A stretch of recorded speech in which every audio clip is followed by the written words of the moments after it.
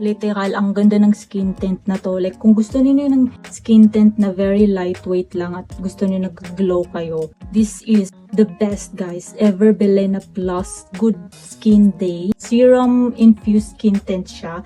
Tapos, meron din siyang hyaluronic acid plus bakuchiol. Ayan. Very lightweight lang niya and madali lang siyang gamitin.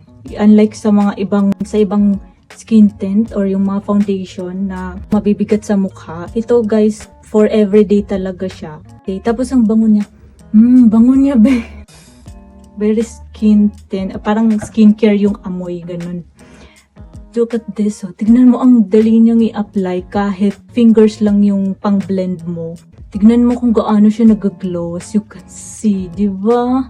Tapos, ayan, hindi siya yung parang sobrang white na white. Parang may cooling effect siya, ganun. Ayan, di ba?